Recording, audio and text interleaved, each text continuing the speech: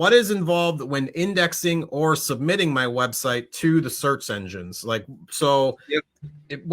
This usually happens when we're talking about it with a new website. So what all is involved when somebody is submitting the website to be indexed or to, yeah, just kind of submitting it to be crawled is kind of what you always mention.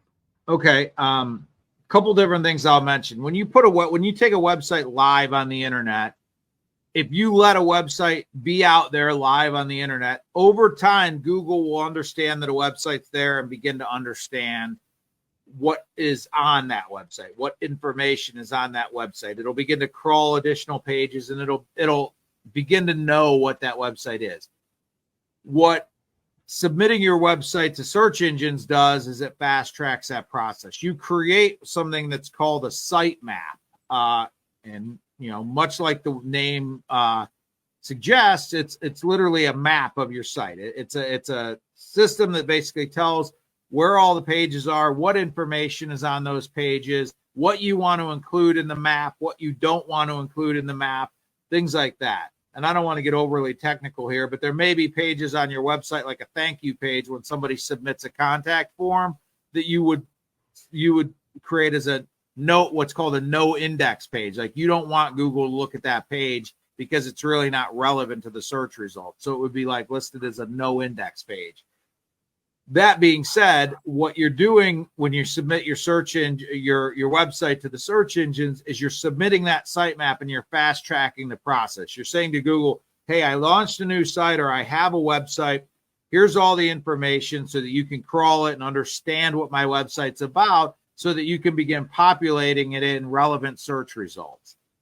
It's not really any more technical than that. I mean, you're basically telling Google what your website is so that they can populate it in the proper search results. Submitting it just fast tracks the process. If you let it sit there for enough time, Google will figure out what it is. You're just fast tracking the results.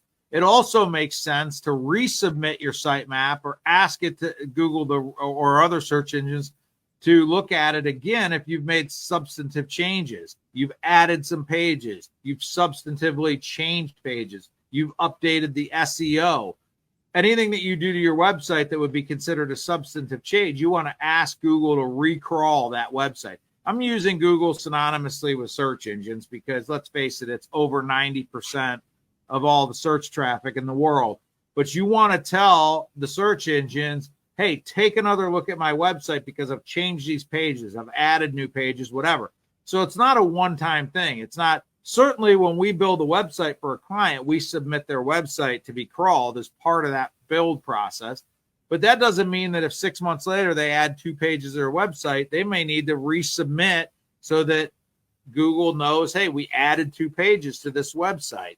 So, that's essentially what it is. It's basically telling the search engines, here's what I have, here's what's on there, and it just allows them to really understand what your website is. Because what they're trying to do is they're trying to match people that are searching with appropriate results. And this allows you to basically tell them, hey, here's what my website's about, so that they can figure out which things to match you with, essentially. I mean, that's what Google's trying to do. I mean, what you don't want to do, go ahead. I was just going to say, what you don't want to do is try what I would call game the system and create a bunch of nonsense to try to get Google to, put you up for things that aren't relevant. Because a lot of times if Google catches you trying to do stuff like that, they'll actually penalize your results, and you actually, won't even be coming up to where you should be, because you tried to game the system. And the reason I say that, like, some people will create numerous pages that are essentially the same content in an effort to just sort of try to say there's all this content on my website, but a lot of it is just duplication, or a lot of it is not relevant. So just got to be careful about that. Yeah, no, I was just going to mention, I know one of the things that we always get asked is, how can I get to the top of page 1? And obviously, if this is something that hadn't been done with your website, say you started a Wix or a Squarespace website and you kind of didn't do any of this stuff, and you're wondering, how can I get better results, whether it's been a month or two after you've started. And I think obviously we use WordPress a lot, and I've used Squarespace in the past, and so you can kind of integrate a lot of your SEO stuff into that. And it's also, especially on WordPress, like it kind of automatically asks to index each page you want to. So then that way you're kind of, like you said before, alerting Google that this page or this website is kind of, it's here. And so, like you said, I think that's the kind of the key to, if you even want to start sniffing page one, is making sure that one, Google knows that your site or your pages even exist. And so then that way you can kind of get, like they said, you can connect the people that you want to connect with. And that's kind of key to the whole thing, is that you're trying to reach the people that you want to have come in as a serious lead or whatever it might be.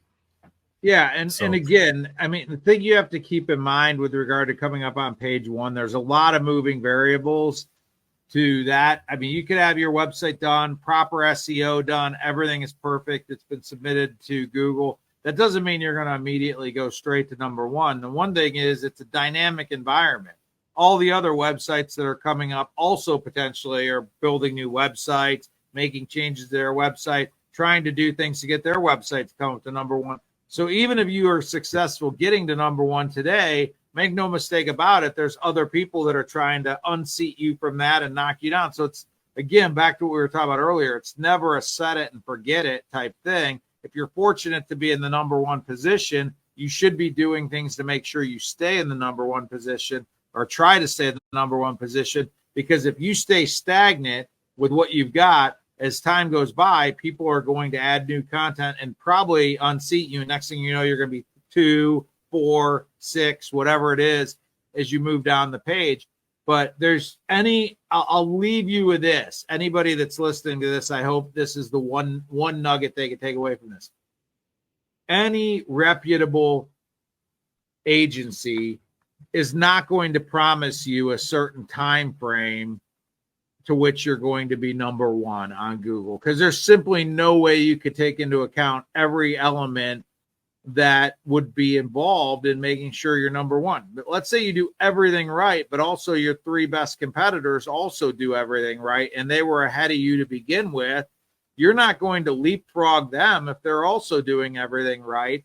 So it should be a red flag to you. Any agency that promises you, hey, in 3 months we'll have you number one on a particular page, I would, in my opinion, that should be a red flag, because I don't know any reputable agency that's going to promise that. Now, is it realistic that you should be able to say, hey, within a very short time period, everything that's supposed to be done to put me in the best position for that to happen is going to be done? Absolutely. But you can't promise results, because it's a dynamic environment.